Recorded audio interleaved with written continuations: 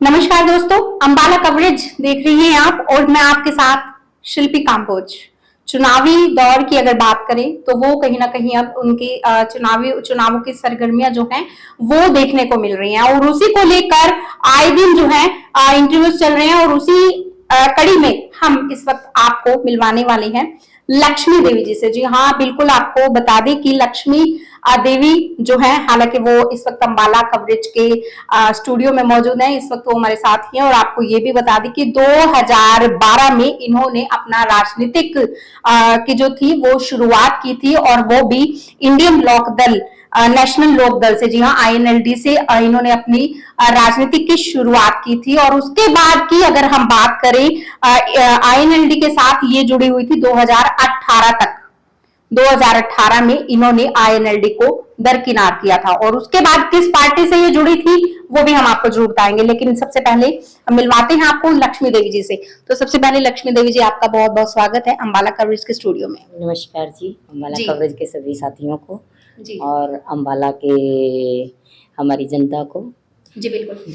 लक्ष्मी देवी जी, सबसे पहले आप ये बताइए कि आपका जो राजनीतिक करियर था ये कब शुरू हुआ और कौन सी पार्टी से शुरुआत आपने की?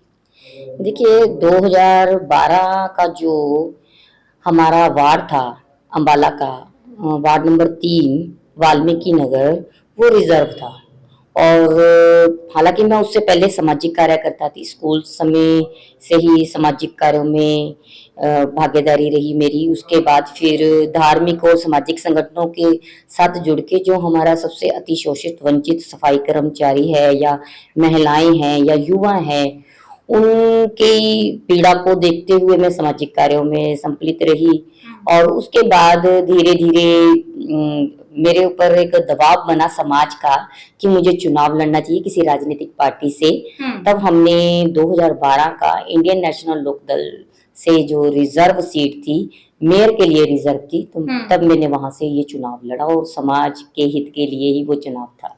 सामाजिक कार्यों की बात अभी आपने कही, मतलब सामाजिक की अगर हम बात करें, मतलब 2012 से आपका करियर शुरू होता है राजनीतिक, लेकिन उससे पहले आप सामाजिक कार्य कर रही थी, यानी कि स्कूल टाइम से किया आपने ऐसा?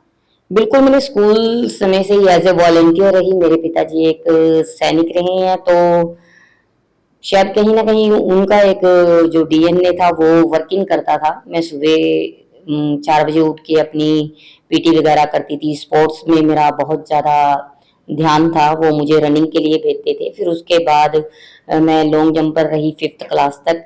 5th क्लास के बाद फिर मैंने अपना हाई स्कूल कंप्लीट किया और जैसे ही मेरा +1 +2 का स्कूल आया तो उसमें मैंने हमारी जो छोटी छोटी संस्थाएं होते हैं उसमें मैं इतिहास पढ़ती थी और उसके माध्यम से बस फिर एज ए पॉलिटिकल मेरा एक सब्जेक्ट था, उसमें भी मैं पढ़ती थी। तो धार्मिक और राजनीतिक चीज़ों के बारे में मैं थोड़ा सा ज्ञान अर्जित करने लगी और पंजाब में रह के मैंने ये अपनी स्कूल की शिक्षा पूरी की। और पंजाब में बहुत सक्रिय भूमिका के साथ धार्मिक और सामाजिक संगठन जो काम करते थे, मैं उनके साथ जुड़ी रही। उनके साथ जुड़ने के बाद हमने देखा युवा जो थे वो नशे की ओर बढ़ रहे थे। जो दलित समाज में अति शोषित वंचित समाज है, जैसे कि सफाई कर्मचारी हैं, उनकी महिलाएं हैं, वो कहीं ना कहीं पीड़ा में थी। जो सरकारें बनती थी, क्षेत्रीय दल होते थे या राजनीतिक बड़ी राष्ट्रीय पार्टी होती थी, उनमें कहीं उनकी भागीदारी नजर नहीं आती थी। हालांकि वो रीढ़ की हड्डी भी माने जाते थे, वोट बैंक उनका पूरे देश में बहुत बड़ा है। तो मैं उनके पीड़ा को समझते हुए सामाजिक और धार्मिक कामों में सक्रिय। सामाजिक कार्य भी, धार्मिक कार्य भी स्कूली समय से, और वही 2012 में आईएनएलडी से आप जुड़ी। अच्छा, आईएनएलडी से आपने दरकिनार किया, 2018 में से आप दरकिनार हुई, ऐसा क्या कारण रहा कि आपने इसको दरकिनार करना पड़ा? देखिए, इसमें मेरा अपना कोई पर्सनल डिसीजन नहीं था। तब भी समाज का दबाव था जब चुनाव लड़ा गया, क्योंकि समाज में हमारे जो पढ़े लिखे युवा लीडर हैं उनको आगे लेके जाके समाज का प्रतिनिधि बनाना था। तो इसलिए इंडियन नेशनल लोकदल से चुनाव लड़ा गया। और 2018 में परिस्थितियां कुछ और थी। 2014 का चुनाव था, वो बीजेपी विधानसभा जीत चुकी थी और लोकसभा भी जीत चुकी थी।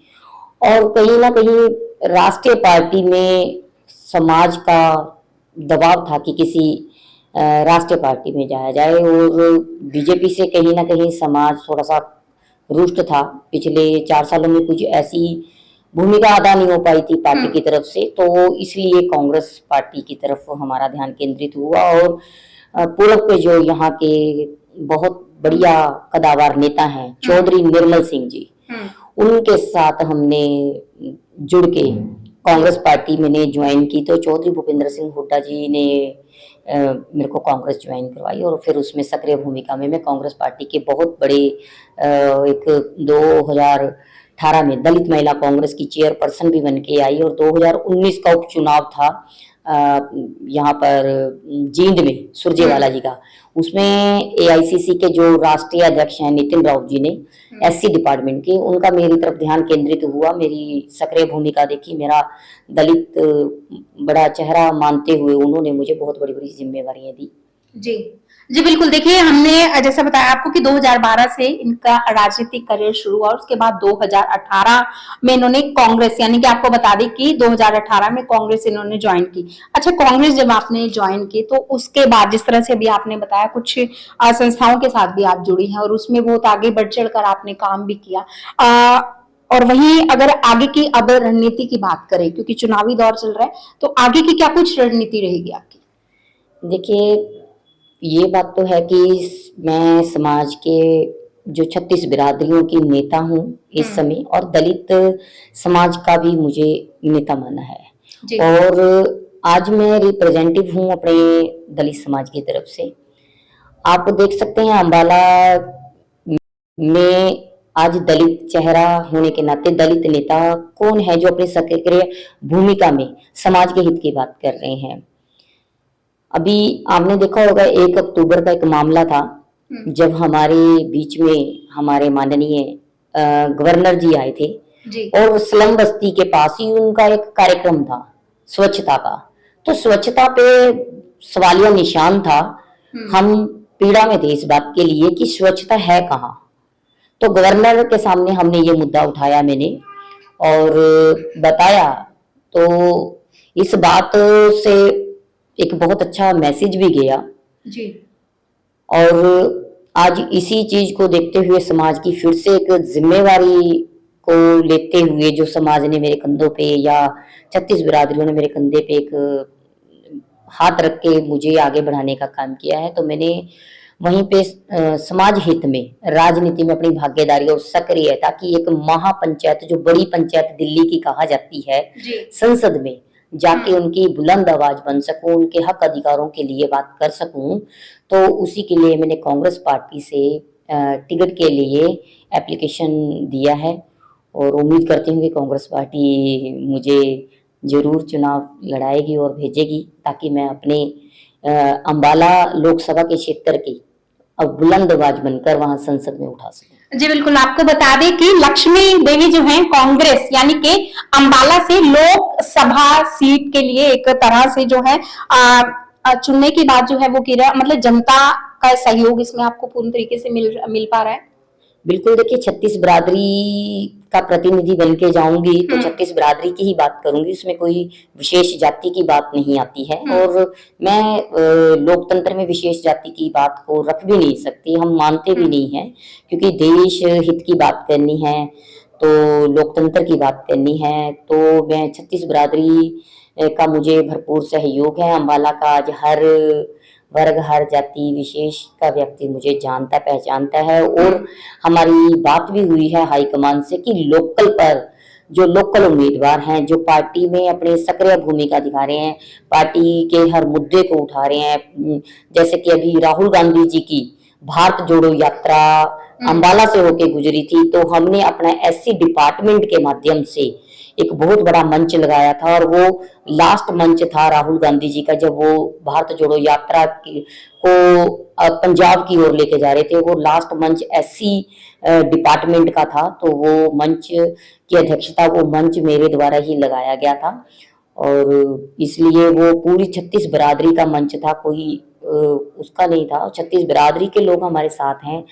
36 बिरादरी के लोग चाहते हैं कि लोकल कैंडिडेट हो, और लोकल कैंडिडेट भी एक अच्छा सक्रिय होना चाहिए जो जनता के साथ जुड़ा रहे, जनता के हक अधिकारों की बात करे, जनता के विकास की बात करे, शहर के विकास की बात करे, ताकि पूरी जो हमारी लोकसभा है, लोकसभा में 9 विधानसभा है, 9 की 9 विधानसभा को वो आगे की ओर लेके जा सके, ताकि अम्बाला लोकसभा भी उभर कर आए।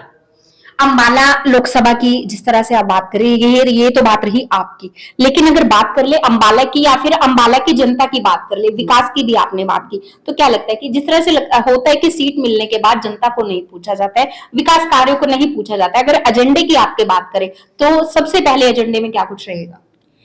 देखिए, पार्टी का एक अपना मैनिफेस्टो जो है, उस मैनिफेस्टो के माध्यम से हम 5 गारंटियां जो दी जा रही हैं कांग्रेस पार्टी को, पहले तो उसे धरातल पे उतारेंगे, और जो अति शोषित वंचित गरीब महिलाएं हैं, वो किसी भी वर्ग की हो, उनको 1-1 लाख रुपए की जो गारंटी सालाना दे रहे हैं, वो हम पूरी छटनी करी जाएगी पूरी की पूरी लोकसभा में। देखो, उसमें कोई विशेष जाति का उसमें उन्होंने नहीं कहा है। और रोजगार की बात है, देखो रोजगार में अम्बाला लोकसभा काफी पिछड़ा हुआ है। इसके लिए हमारे कदावर नेता हैं, वो भी उत्तरी हरियाणा की बात करते रहे हैं। रोजगार में कहीं ना कहीं हमारे साथ भेदभाव हुआ है, चाहे हमारी सरकार रही हो या फिर दूसरी सरकार रही हो। तो अम्बाला इंडस्ट्रीज में भी काफी पीछे है, उसको आगे लेके जाना है, ताकि व्यापार में राजनीतिक, सामाजिक और आर्थिक तीनों चीजों का विकास हो। वो तभी हो सकता है जब आपका एक सक्रिय नेता महापंचायत में सक्रिय भूमिका निभाता है।